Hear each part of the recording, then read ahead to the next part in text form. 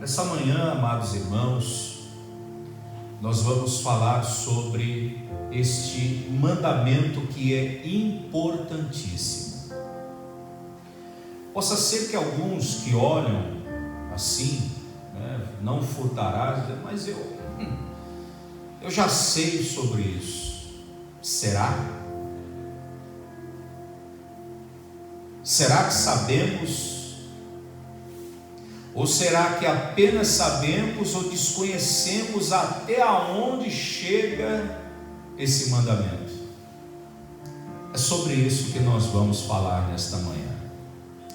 Êxodo capítulo 20, versículo de número 15, nós vamos nos deparar com essa declaração de Deus sobre este mandamento. O Senhor, Ele vai dizer: não furtarás. Existe uma diferença entre roubo, você que me assiste e você que está aqui presente, entre roubo e furto. Roubo, ele é caracterizado de uma maneira em que a pessoa ela toma aquilo que não é dela, né? E às vezes por mão armada ou por outros meios, roubar. Agora o furto, ele é diferente. O furto, a pessoa ela pega sem a pessoa perceber. Declarando assim, é como se a pessoa ela te enganasse. Então o furto, ele acaba sendo desta maneira. Eu vou explicar um pouco mais lá na frente. E nesta introdução, o verbo hebraico aqui utilizado para justamente identificar o que não pode ser praticado, não furtarás, ele vem da palavra ganab. Ganab significa roubar, furtar, levar embora, levar furtivamente. Observe que um dos objetivos do 8º mandamento é justamente o respeito, como traz o título da lição, falando que nós não podemos nos apropriar daquilo que é de outra pessoa. E esse 8º mandamento fala justamente da privacidade, do que as pessoas têm, e elas têm que ser respeitadas por aquilo que elas têm. Ou seja, essa aplicação vai nos ensinar a guardar tanto a nossa integridade, como respeitar a integridade das outras pessoas, O Salmo de número 24, não está no slide, mas eu gostaria de ler o que diz o Salmo 24 com você. Vamos abrir a Bíblia? Olha o que diz o Salmo 24, versículo de número 1. Ao Senhor pertence a terra, e tudo o que nela se contém, o mundo e tudo o que nele há. Em outras traduções, até o que neles habitam. Então tudo pertence a quem? A Deus. Então, amados irmãos, eu gostaria de começar também citando uma curiosidade que a revista ela não fala. Mas no tempo de Moisés, Deus já tinha um cuidado tão grande, porque Deus conhece os nossos desígnios, e principalmente os desígnios do homem, nos dias de Moisés, quando a lei ela foi ordenada. E havia naquele tempo o que ainda há nos nossos dias. Nos dias de Moisés, os escravos, os homens, eles eram comercializados. O homem era como um objeto, E Deus, Ele vai falar tanto em Deuteronômio, dizendo acerca, como também no capítulo 21 do livro do Êxodo, acerca desse roubo, destas atitudes que o homem tem em vender as pessoas. Isso ainda acontece nos nossos dias, pessoas sendo vendidas. É que a mídia, ela não proclama esse tipo de informação, porque envolve muitas outras coisas, mas as pessoas, elas são comercializadas, são vendidas como um objeto qualquer. E naqueles dias, Deus já havia colocado também regras. É por isso que esse texto, eu creio que ele também alcança esse propósito, porque se o escravo fosse roubado naquele tempo, a pessoa também era punida. Olha, veja bem, você imagine que nós estamos vivendo no século 21, e nós estamos ainda presenciando atitudes lá do começo, do início. Não furtarás. Eu vou falar uma coisa aqui muito forte, mas você pode pesquisar. Crianças são vendidas neste país, sequestradas, tomadas, tiradas da sua família e vendidas para famílias que não podem ter filhos, ou para outros, que eu não gostaria de falar sobre esse assunto agora, porque eu não quero chocar principalmente você que vai estar me assistindo. Mas nós vivemos o mesmo problema. Então, quando Deus diz não furtarás, eu não posso me apropriar de nada de ninguém. No próximo slide você vai observar acerca desse comentário que eu gostaria de introduzir aqui agora. Não pode haver paz e justiça numa sociedade se não houver o quê? Respeito. O respeito eu aprendi na escola secular, que eu tenho direitos, como todo cidadão tem direito.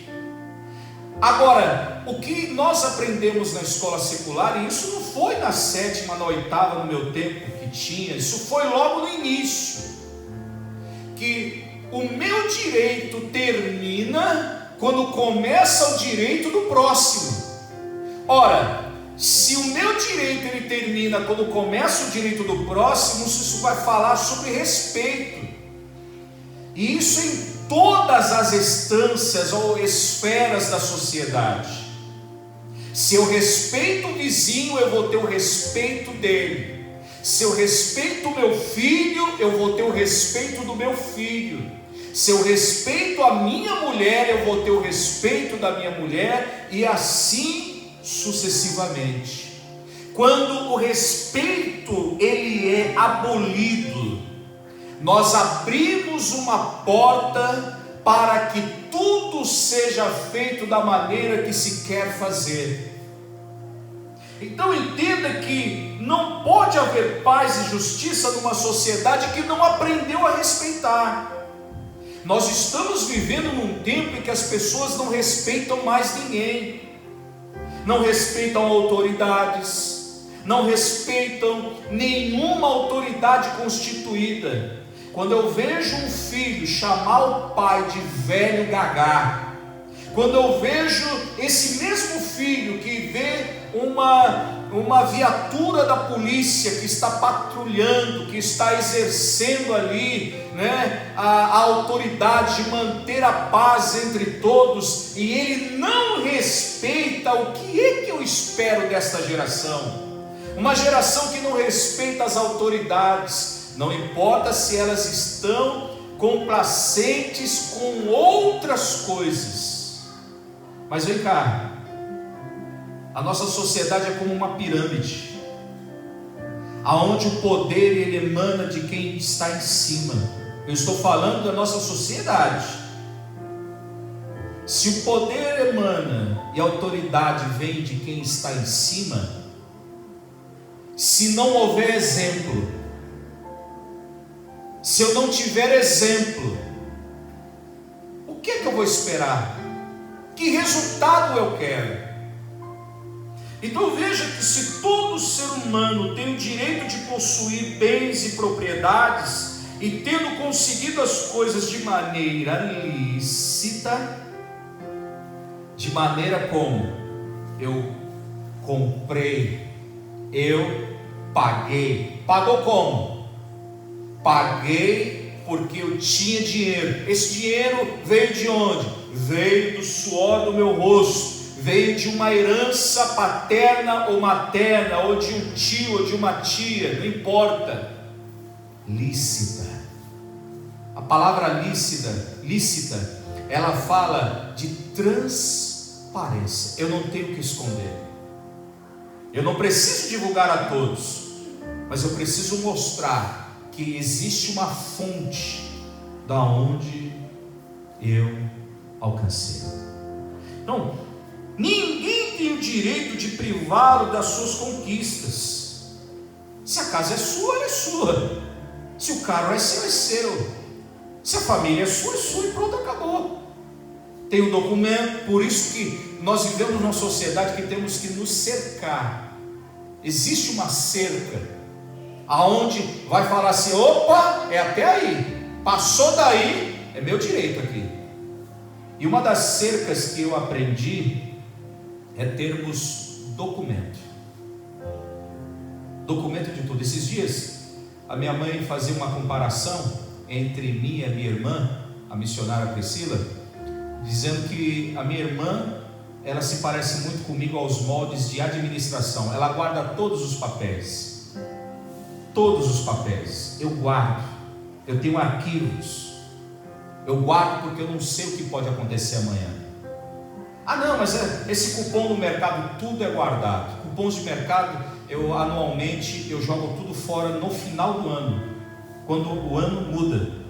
Mas contas de água e luz, que agora tem um decreto e uma lei, que eles mesmos mandam na conta que vem depois de um ano ali, declarando que você não tem débito nenhum de um ano para trás. Mas por muito tempo atrás eu guardava contas de 5 anos. Vem cá, mas eu paguei, pagou, mas quem é que vai lembrar do que comeu ontem, do que comeu a semana passada? E se de repente vierem cobrar, como já aconteceu comigo, houve um problema no banco, o banco não acabou repassando, vieram me cobrar de novo. Eu falei: peraí, aqui a conta paga, está aqui o comprovante, está tudo pago. Agora, se não tem o comprovante, fica a sua palavra contra da outra pessoa? Não. Juiz não anda por palavras. Juiz, ele dá o veredito por provas, evidências. Cerca. Nós temos que nos cercar. O tópico número 1 vai falar aqui de direitos de propriedade no Antigo Testamento. Observe uma coisa: a noção de propriedade acompanha o ser humano desde o início da sua história, sim ou não? Sim. Ao colocar Adão no jardim do Éden, Deus o incumbiu de fazer o quê? Ficar só olhando?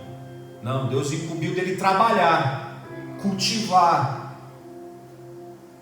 Deus colocou Adão no Éden e disse assim: toma conta, trabalha. Então, em Gênesis capítulo 2, verso 15, que nós encontramos essa afirmativa. Agora, veja bem, existem algumas situações aqui que nós precisamos identificar com uma clareza. Veja que a dignidade em possuir o direito à propriedade, nós precisamos entender um pouco sobre isso. Eu vou repetir o que falei: a dignidade em possuir e o direito à propriedade. dignidade de possuir. Veja que o texto fala neste 8º mandamento: não furtarás. E numa leitura assim muito superficial, esse 8º mandamento parece tratar-se apenas de uma proibição. É como se dissesse assim: é proibido. Mas entenda que não é apenas o furto ou a aquisição ilegítima de propriedades ou posse de outras pessoas ou grupos. Esse mandamento ele vai muito mais além do que você possa caracterizá-lo lendo assim superficialmente. Veja que eu agora passo a olhar de uma maneira bem clara e bíblica o que Deus está falando acerca deste 8º mandamento. Olha bem o que nós vamos entender aqui sobre dignidade de possuir. O rebanho, como é colocado aqui, e logo nessa afirmativa: não fique com aquilo que não é seu, ou não fique com aquilo que não é seu, não possua o que não é seu. Você vai ver que Deus vai dizer assim: o rebanho dos amalequitas, nesse primeiro exemplo aqui, que ficou com Saul, o roubo de Raquel de Acã. Essa história aqui em particular fala justamente daquele momento que Raquel ela sai da casa de seu pai e ela vai levar o ídolo do lar, o ídolo da casa. Todas as famílias pagãs, nos dias de José, nós estamos tratando aqui dos dias de José, eles tinham por costume ter um ídolo, e era chamado de o ídolo do lar. Existem outras traduções para isso, e esse ídolo, ele era idolatrado, usado.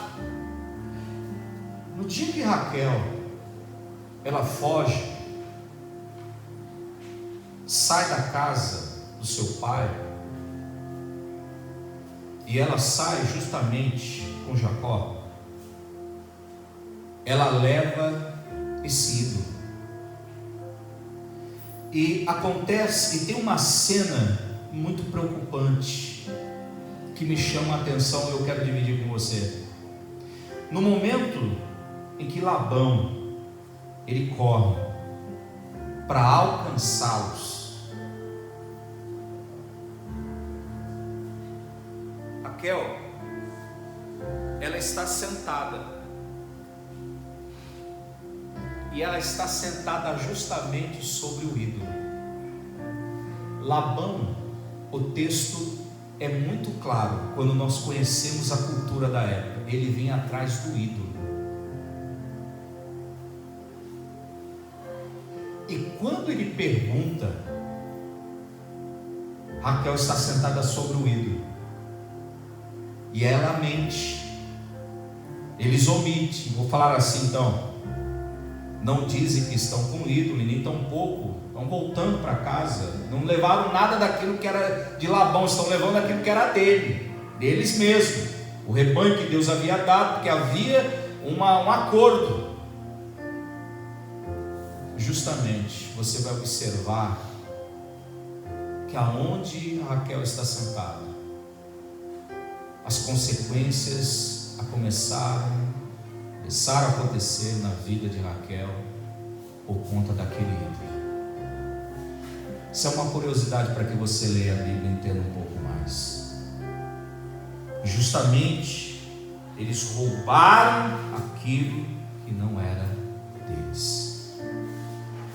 O roubo dos comerciantes, que está em Deuteronômio 25, onde se fala sobre isso. O sequestro de José, lembra que José, ele foi vendido, um irmão que foi sequestrado, vendido, comercializado, porque até então, quando José sai do poço, ele passa a ser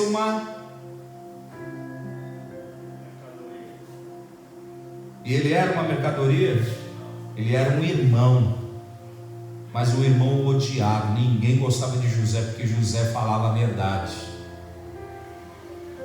Mas até José passar pela casa de Potifar, pelo cárcere, até chegar no trono, José era tratado como uma mercadoria.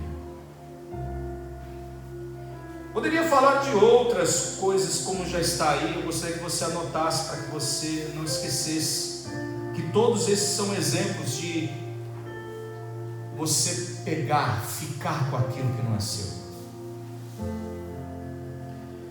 Falando ainda de furto, no slide seguinte, não há muitos casos de furtos que nós vamos encontrar sendo relatados no Novo Testamento, mas as poucas amostras que temos demonstram o mesmo tom de reprovação divina aos que praticam.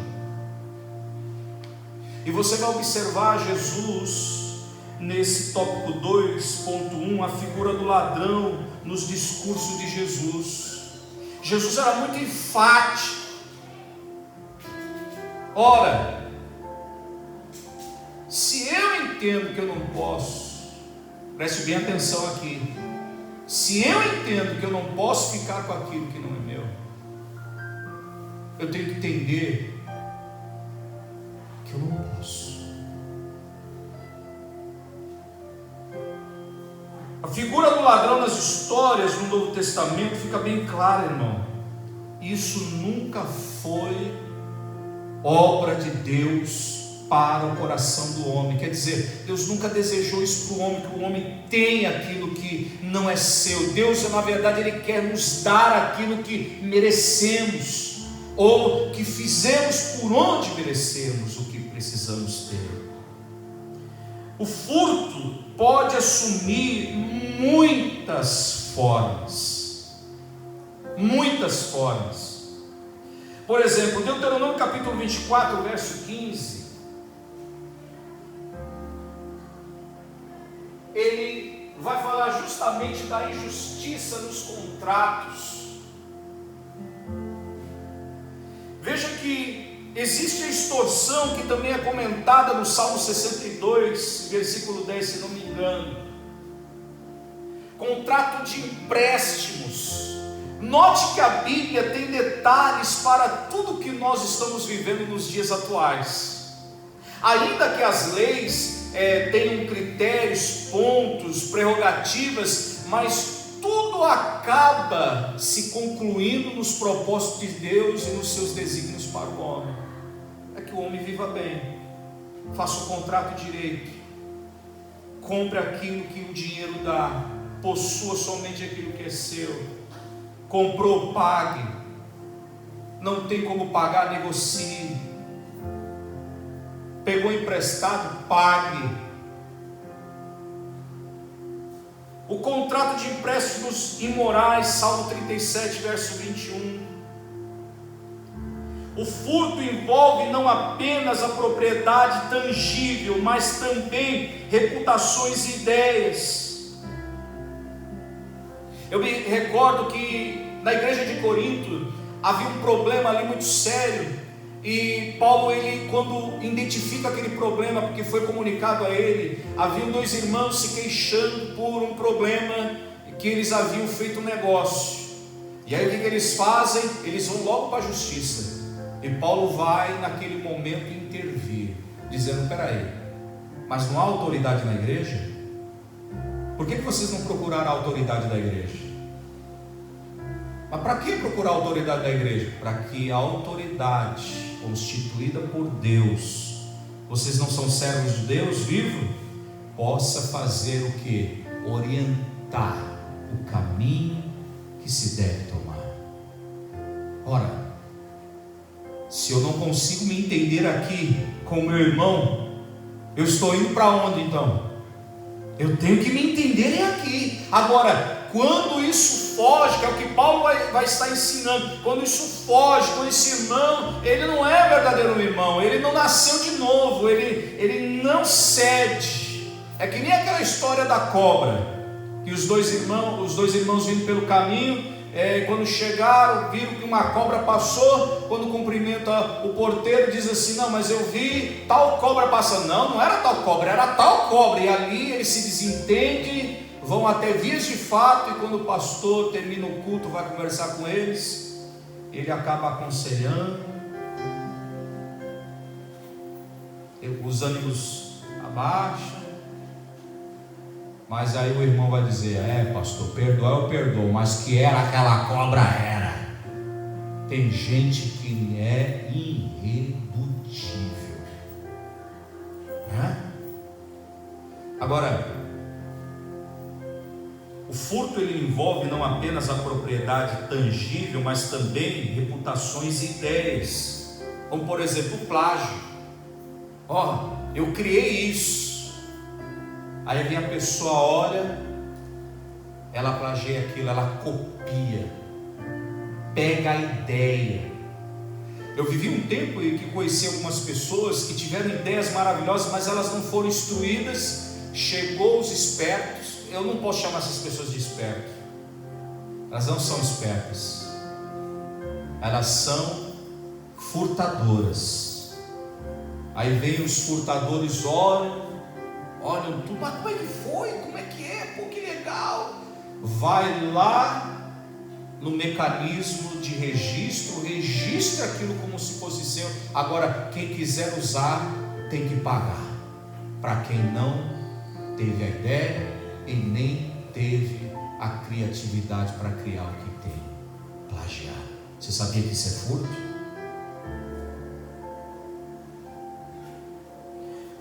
Os nossos tempos que são tão modernos, né? Nós vemos uma tecnologia, falando tecnologicamente avançada, acabou trazendo à tona inúmeros modos de um coração pecaminoso e maquinador obter aquilo que não é seu, e ainda por direito, hein?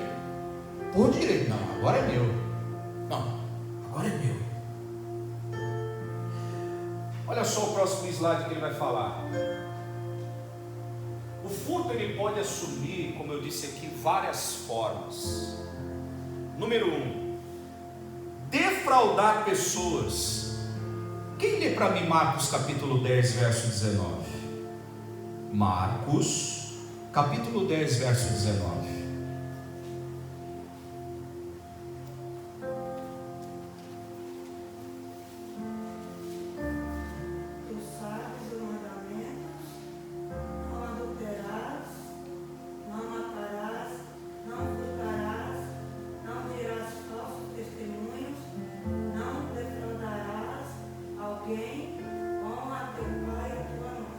Defraudar.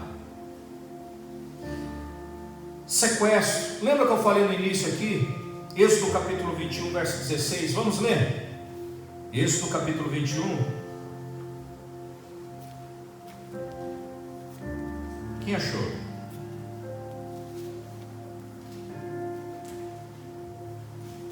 Êxodo está na Bíblia.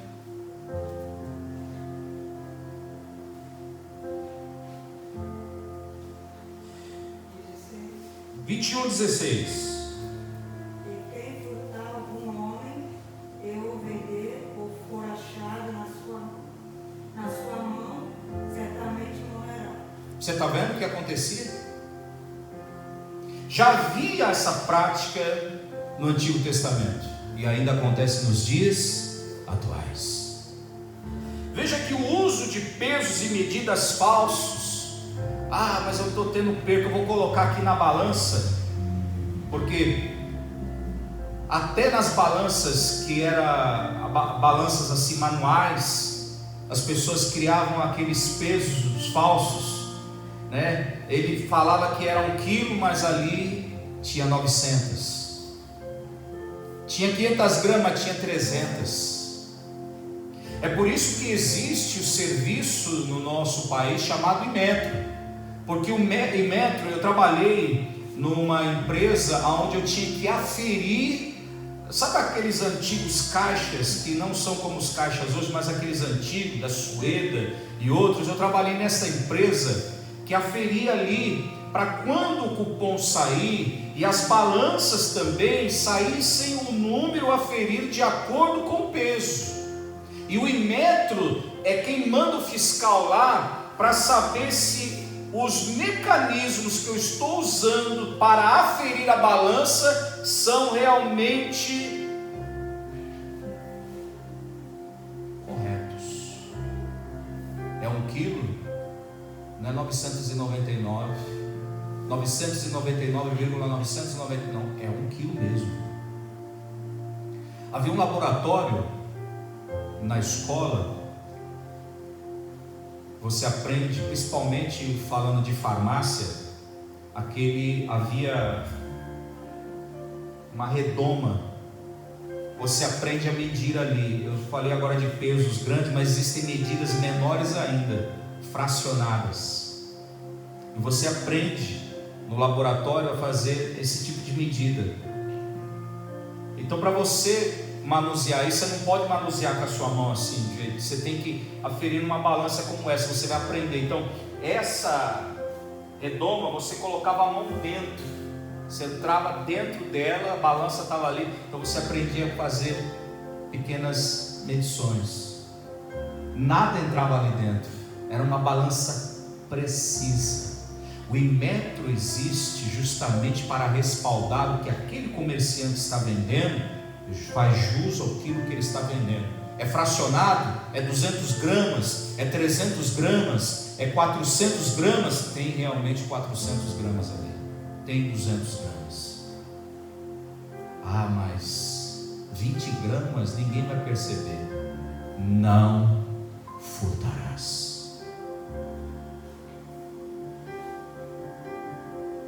Você colocar um selo, dizer que aquilo é o que não é, você está defraudando.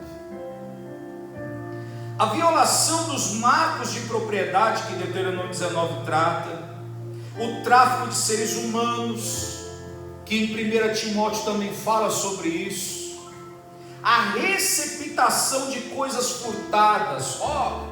É que o meu não está aqui, mas digamos que isso aqui é um celular.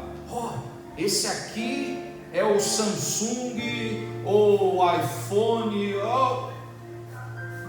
eu estou vendendo ele. Está vendendo por quanto? Estou vendendo ele por tanto. Pela metade do preço que vale um novo? Eu quero comprar. Isso aqui é uma bênção de Deus na minha vida, aleluia. Mas da onde é que veio isso? É proveniente do quê? Lembra que eu falei agora há pouco da cerca? Irmãos, quantos casos eu não tratei dentro da igreja de pessoas que compravam coisas furtadas? Você quer ver um furto que alguns cometem ainda nos dias de hoje, no século 21? Pegar essas transmissões que estão no ar, porque tudo é por via frequência, é minha área de trabalho. Aí coloca lá uma antena para não pagar para a empresa, para roubar o sinal. Não, eu quero assistir os canais e tal. Aí vai, compra 2 antenas. Irmão, o que tem aí? E ainda quando eu estou em São Paulo, algumas pessoas, não quer TV a cabo? Eu falei, meu amigo, eu não preciso de nada disso. Se eu quiser TV a cabo, eu ligo para a empresa que fornece, acabou. Não quer internet fácil? Não tem nada fácil nesse mundo. Alguém vai pagar essa conta. Um dia mandaram para mim, me ofereceram um chip que eu tinha não sei quantos gigas e só pagar aquela quantia. Eu falei, isso aí não existe milagre. Milagre só quem opera é Jesus, e Jesus opera o milagre baseado nos seus conceitos. Agora, a internet barata, por que a empresa não oferece isso? Por que estão me oferecendo isso? 50 GB por um valor que eu pago de 1 ou 2 GB pagando para a empresa? Tem coisa errada aí, irmão. Você quer ver uma coisa que muitos não fazem mais hoje? Mas DVD, CD, sem pagar direitos autorais. Você quer ver uma outra coisa? Pessoas que gastam mais, porque eu acredito que a sobrevivência, eu até creio, subsistência. Mas vem cá, se eu não tenho dinheiro para pagar água e luz, por que eu vou ter TV a cabo na minha casa? Ah, não pode pagar? Não deu para pagar a conta de água? Eu vou lá e faço um miau. A empresa foi lá, tirou o relógio que você não pagou, vou lá e faço o... Não. Quer ver outra coisa? Energia elétrica. Teve um tempo que umas pessoas ofereciam: olha, está pagando muito caro na conta, aí eu tenho um jeito de fazer. Que jeito? Vai fazer milagre? Não tem jeito. Usou, aquilo é medido, tem uma feridora ali, usou, tem que pagar. Agora, você não quer pagar o contado? Não gasta, é simples. Ah, mas a minha casa está gastando muito. Então peraí, vamos chamar um profissional, vamos trocar a rede, vamos trocar os fios, o fio pode estar muito velho, casa antiga, vamos trocar as lâmpadas, vamos colocar econômica. É o que a gente faz para economizar. Agora, puxar um fio que veio não sei da onde, veio lá da rede elétrica. Ah, pastor, mas isso aí não era para cobrar. Irmão, estão cobrando, é lei, eu tenho que pagar, porque se eu não pagar, eu já vi um pai de família sair algemado de casa, porque estava furtando energia elétrica. Estou falando do que vi, não foi que me contaram. Não furtarás. Faça como o apóstolo Paulo. Paulo vai dizer assim: aprendi a viver com aquilo que tenho, em outras palavras, com aquilo que eu posso ter. Então, a receptação de coisas furtadas, as transações fraudulentas.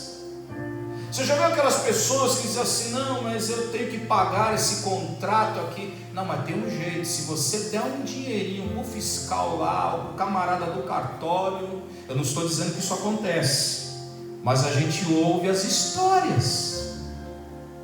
Eu não posso provar, mas eu posso dizer do que tenho ouvido, e vou dizer um pouco mais à frente daqui a pouco. Ah, mas se você fizer assim dessa maneira, é como a gente é conhecido aí fora, irmão, um jeitinho brasileiro. Isso é uma coisa que nos deprecia.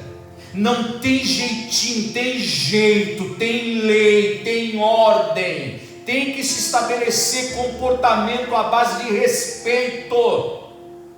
Se eu não entendo que é desse jeito, não faço. É diferente de ter ali uma promoção em que a pessoa está vendendo, eu estou adquirindo porque ela está promocionando, ela quer que eu compre. É diferente do que eu comprar uma mercadoria que eu não sei a sua origem.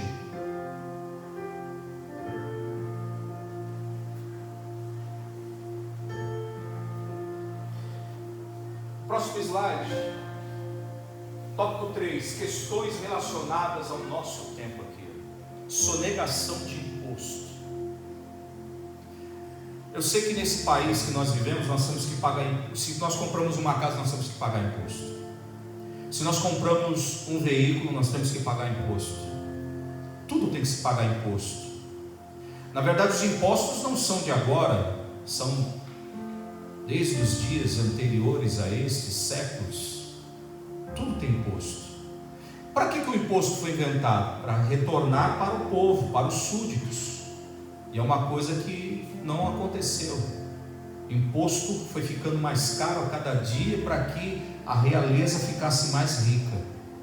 Mas dentro desse plano de sociedade que nós vivemos aqui no país, desde os dias de Fernando Henrique Cardoso, acerca do capitalismo, né, os 3 pilares desta sociedade econômica que nós vivemos. Ora, o imposto ele é cobrado, ele vem para dentro dos cofres públicos e ele é retornado para o próprio povo que contribuiu. Como? Em serviços, saúde, segurança e assim outras coisas que eu poderia mencionar aqui. Quando eu não pago imposto, eu sou sonegador. Ah, pastor, mas pagar imposto? Tem que pagar. Tem tenho que pagar. Eu não tenho opção. É uma regra. Porque senão me torna infrator da lei. Sabe o que vai acontecer? Vão leiloar a tua casa, porque vão cobrar o imposto. Aí vão vender a tua casa por menos da metade do preço que vale, só por causa do imposto. Ah, eu não pago IPVA. Você vai ter o teu carro apreendido, vão levar teu carro, tua moto, seja qual for o veículo, para o pátio. Enquanto você não pagar, vai ficar lá. Aí vão leiloar, vão pegar o valor que você não pagou, o dinheiro vai ser cobrado de qualquer jeito.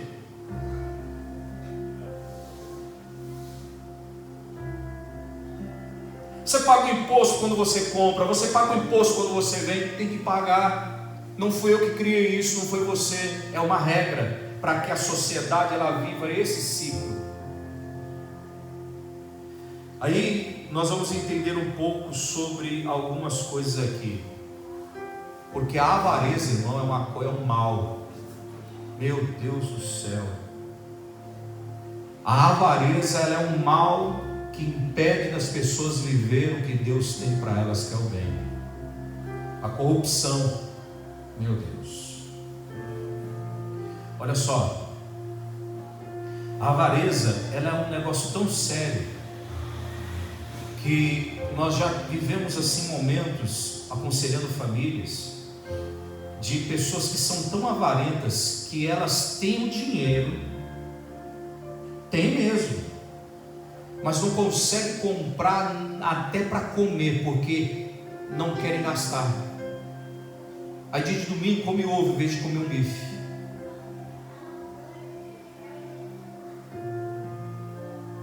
O filho precisa de uma fruta, não, vamos comprar, nós vamos no final da feira, quando a feira estiver fechando, nós vamos lá, porque tem fruta jogada no chão. Irmão, seu espírito miserável de avareza. Tem gente que só quer também só para ele, só para ele, só para ela. Não é fiel na igreja, não ajuda ninguém. Esse espírito impede de vivermos o bem de Deus para a nossa vida. Ele vê o pobre, ele vê o necessitado, ele vê a pessoa se dando ali, mas ele não tem coragem de participar. E isso, irmão, é vivermos na contramão do sermão da montanha. Porque a gente precisa viver o que o texto diz: bem-aventurados são os misericordiosos. É o me compadecer da miséria do próximo. Irmão, se eu não me conduzo, se eu não sinto aquilo que o meu próximo está sentindo, eu preciso nascer de novo. É por isso que eu me tornei uma nova criatura. É para sentir aquilo que Jesus diz. Você tem que sentir. Você precisa amar o próximo como a ti mesmo. E a avareza ela impede isso. Ela impede esse contato. Impede. Vamos lá. Nesse último ponto, vai falar da corrupção. Eu tive o cuidado de examinar essa fonte ontem à noite, de madrugada. Isso está no site da Transparência Internacional. Você sabia que toda essa corrupção, que ainda está enfrentando ainda dificuldades nesse país, porque segundo até aonde eu entendo, verdadeiramente nós temos um presidente sério na nossa nação, nesse tempo. Irmão, o que já vascularam a vida desse homem e não acharam nada, envolvimento com nada. E ele tenta levar isso para todas as instâncias, mas aí ele se barra aqui, se barra ali, não deixam as leis, não deixam. E outras pessoas que têm esses pensamentos corruptíveis acabam também sendo impedimento do negócio ir à frente.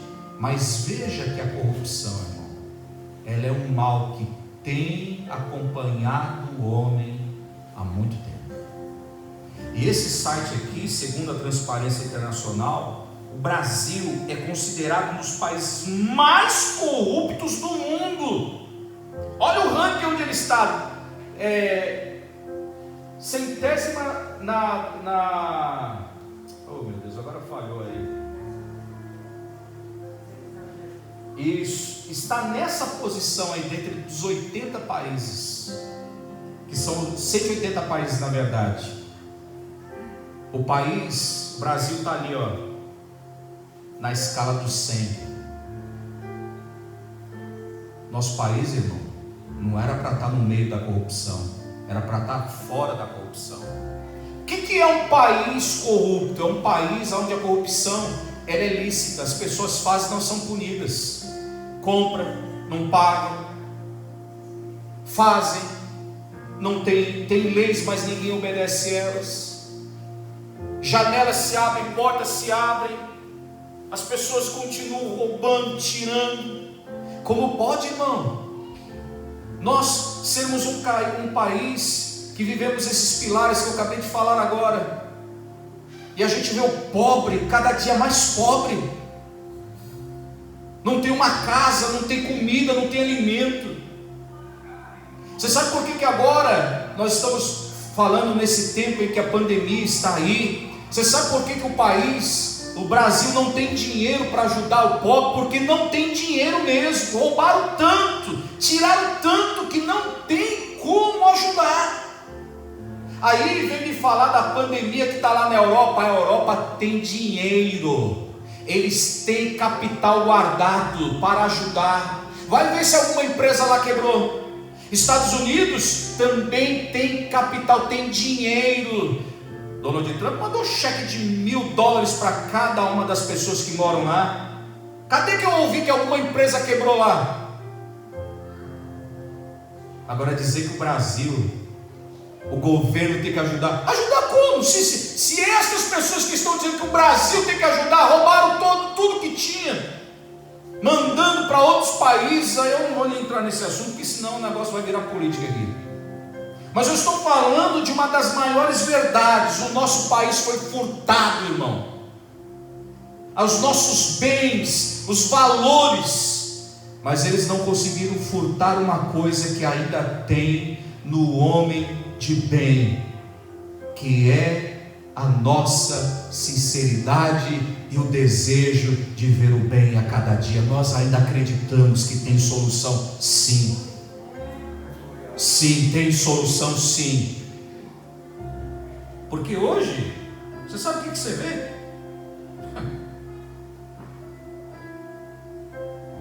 Manchete do jornal. Eu estou atravessando a cidade, a moça vem e me entrega o jornal. Eu pego o jornal, manchete da capa: homem encontra dentro do táxi a carteira, uma mala, já ouvi de carteira, já ouvi de mala, cheia de dinheiro, e devolve para a pessoa. Ué, isso é normal agora? Se não era dele, ele tem que entregar de fato para quem é.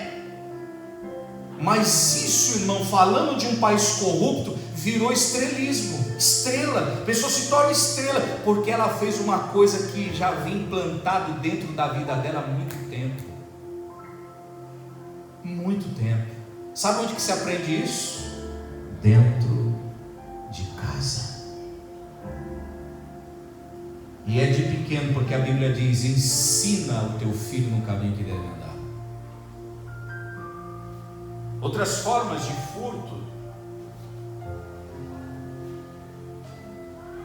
roubo ou corrupção, tentar subornar o guarda para evitar as multas. Ah, mas fui parado, e agora? Documento do carro atrasado, lanterna quebrada, pneu careca. Irmão, deixa eu dar um conselho para você que me assiste e tem veículo: nunca mande riscar o seu pneu depois que ele já está dizendo que não serve mais para andar. Você vai colocar em risco a sua família, porque na hora que você precisar usar, você vai ver que ele vai falhar. Não dá mais, joga fora. Ah, mas eu preciso para me locomover. Vai de condução se não dá para comprar um pneu novo. ou vai a pé, mas não põe a sua família em risco. Vou dar uma recalchutada, irmão. Se todo esse disparativo resolvesse, a indústria vivia disso. Falsificar carteirinha de estudante para entrar no cinema. Tem gente que faz isso. Mas eu louvo a Deus que os cristãos que conhecem, nasceram de novo, eles não praticam isso. Você está vendo até onde o furto vai? Dar ou aceitar troco errado. Eu lembro que a agência do Banco Bradesco, eu fui pagar as minhas contas, que eu tinha um hábito antes, hoje eu tenho outro. Eu vou lá, levei as contas. Eu gostava de ver aquele canhoto saindo, o camarada puxar, colocar e grampear. Aí quando ele terminou de grampear, que ele me entregou, me deu o troco, eu vim embora. Quando eu cheguei em casa, Jesus colocou R$100 ali no meio.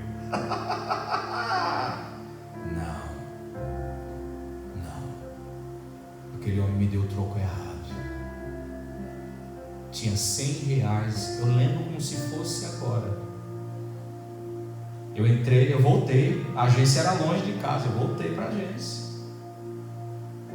Cheguei lá e falei assim: senhor, eu levei do jeito que ele me deu o dinheiro. Eu não levei os R$100. Eu levei do jeito que ele me deu. Eu coloquei ali e falei assim: o senhor me deu dinheiro a mais. O senhor pode conferir? Ele, quando conferiu, ele olhou para mim, ele não estava acreditando no que eu estava fazendo. Ele agradeceu, porque eu sabia que no final do dia aquele dinheiro ia ser tirado do bolso dele.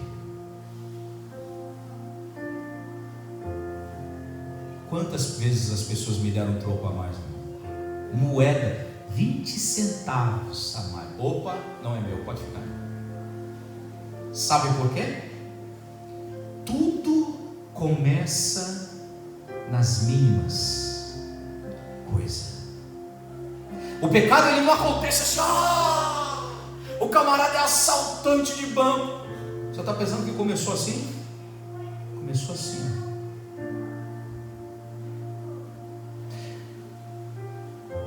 Sabe como tudo começa? Quando tudo está iniciando, é quando somos bem pequenininhos, que nem diz o presbítero Flávio, quando nós somos catatauzinho. Tem tiraram, eu não sei porque tiram as coisas boas da televisão, mas coloca aquelas coisas ruins. Mas tinha uma coisa boa na televisão que era um comercial. Esse comercial falava, já entra na cena assim, um caminhão descarregando, a pessoa com uma prancheta, vendo aquele transporte ali sendo descarregado, aquelas caixas, e de repente chega uma pessoa, um funcionário, e diz assim: tantas caixas que estão aí dentro não estão no documento. Naquela hora, aquela pessoa que está ouvindo aquilo, passa um filme na mente dela, e ela é levada para o jardim de infância, aonde a professora, os amiguinhos, estão todo mundo brincando ali, e de repente ele ouviu a voz da professora dizendo assim: vamos guardar tudo para ir embora, e a mochila da próxima, e de repente eles começam a colocar. Na hora que ele vai pegar um lápis, ele viu que aquele lápis não era dele, e ele devolve. Ele não colocou dentro. Ele sai daquele lapso de memória de quem sabe 20, 30 anos atrás, e ele diz assim naquela hora: não, tudo que está sendo aí entregue aqui vai ser notificado. Deixa eu falar uma coisa para você: se não é teu, aprenda a regra, devolva. Não fique com isso, porque o inimigo, lembra quando eu ensinei aqui há um tempo atrás, que ele só quer uma brecha? O que é brecha? É uma ruptura que quase as pessoas não identificam. Um dia eu fui tratar de um vazamento que tinha numa cobertura, ninguém sabia de onde vinha aquele vazamento, ninguém descobria, ninguém sabia, estava tudo perfeito, tudo calafetado, tudo fechado, até que se foi ver minuciosamente, abriu a parede, não tinha nada, mas quando foram olhar o cano tinha uma rachadura que ninguém via, mas estava rachado. Quando a água da chuva passava, ela entrava e saía por aquela brecha. É isso que o inimigo quer. O inimigo só quer uma brechinha para poder fazer aquilo que ele sabe fazer. Jesus disse que ele veio para roubar, matar e destruir. Eu encerro dizendo para você, meu irmão, todas essas coisas que eu poderia citar aqui, mas Paulo disse: eu aprendi a viver com aquilo que eu tenho. Esses dias a minha mentora, ela falava que ela leu uma coisa que estava, se eu não me engano, no Instagram. E no Instagram tinha, ela disse para nós que tinha uma foto de uma caneta. E nessa foto tinha justamente, lembra, eu sou desse tempo, da caneta Bic. Você tirava a tampinha da caneta e você colocava o seu nome ali no papelzinho dentro da caneta para ninguém pegar a sua caneta. E essa pessoa da publicação do Instagram, ela colocou justamente esse 8º mandamento: não furtarás, para ninguém pegar a caneta dela. E ela colocou essa foto. E o que chamou a atenção dela foi os comentários, e o comentário de uma pessoa. Essa pessoa, ela disse assim: olha, eu cursei a universidade e eu nunca comprei uma caneta. E rindo, né, aqueles kkk rindo. Por quê? Porque ele se utilizava das canetas que não eram dele. Isso pode parecer engraçado, é uma caneta, o que é? Quanto custa uma caneta Bic? Não é nem R$1, dependendo de onde se compra. Mas aquilo vai criar uma mania. Aí tem gente que pega a panela que não é sua e não devolve. Tupperware, eu tenho um ciúme dos meus Tupperwares. Por isso que é assim: levou, traz de volta, hein? Senão eu vou buscar. Isso pode parecer cômico, pode não parecer maldoso, mas está se abrindo a porta para coisas maiores lá na frente. É por isso que o escritor aos Hebreus, no capítulo 12, verso 1, ele vai dizer: desembaraçando-nos de todo o peso e do pecado que tenazmente nos assedia. Nós somos assediados a fazer isso, mas não tem problema nenhum. Tem. Mas não tem. Olha, o escritor diz assim: corramos com perseverança a carreira que nos foi proposta. Não furtarás. Acabou. Eu concluo dizendo para vocês o seguinte: respeitar a propriedade e os bens de outra pessoa é um conceito básico para a existência de uma sociedade organizada e próspera.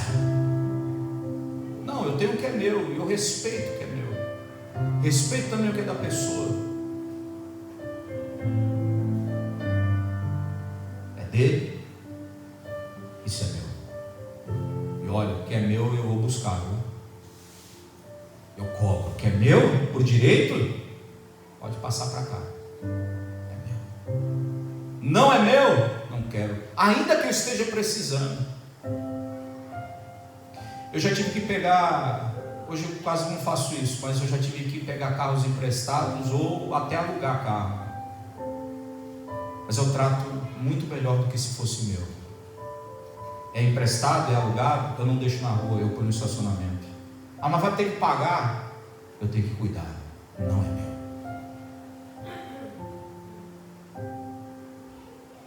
Cuidar.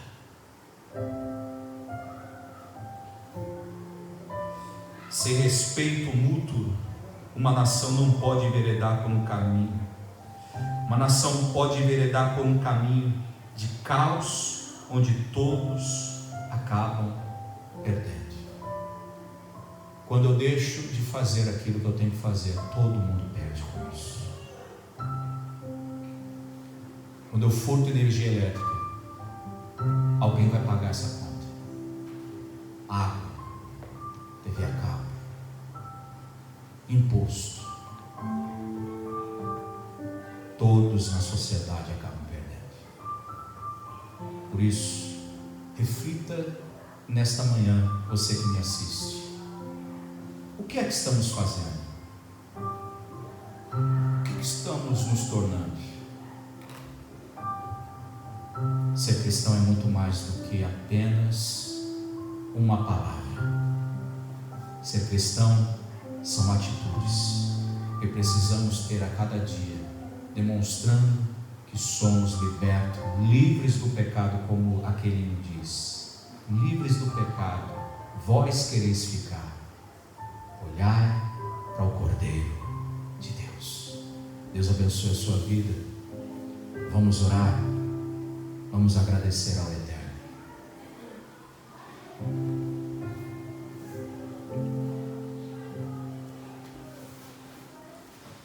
Eu quero orar por você que nos assiste e pedir a Deus a bênção dele sobre a tua casa. Talvez você possa estar dizendo: meu Deus, eu fiz tantas coisas e não sabia. Arrependa-se. Ainda há oportunidade para se arrepender. Ah, pastor, mas eu vou ter que chegar em casa, eu vou ter que parar com tudo isso. Seja como Jesus foi, radical. É melhor você ter o que tem em paz do que você possuir o que você diz que possui, que não é seu, cheio de intranquilidade, perturbado, aquilo preocupando a cada momento. Não, eu tenho que ter tranquilidade, eu tenho que ter paz no meu coração. E essa paz só quem produz é Jesus. E quem tem Jesus tem tudo. Pai, em nome de Jesus, eu peço a tua bênção neste momento, e quando estamos encerrando mais uma escola bíblica dominical, e temos falado deste tema que é importantíssimo: não furtarás. Ó Senhor, nos ajuda, nos abençoa, que possamos compreender melhor a cada dia esse tema, praticando a tua palavra. Eu peço a tua bênção, Pai, a cada um dos que nos assistem, estão recebendo a tua palavra nesta hora, quem sabe neste momento ou em outro momento, que a tua palavra venha libertar e venha produzir um efeito maravilhoso na vida dos que nos ouvem agora, Pai, e possamos viver livre, em nome de Jesus. Receba a bênção de Deus na tua casa, receba a bênção de Deus na sua vida, em nome de Jesus. Até a próxima aula, eu te aguardo aqui.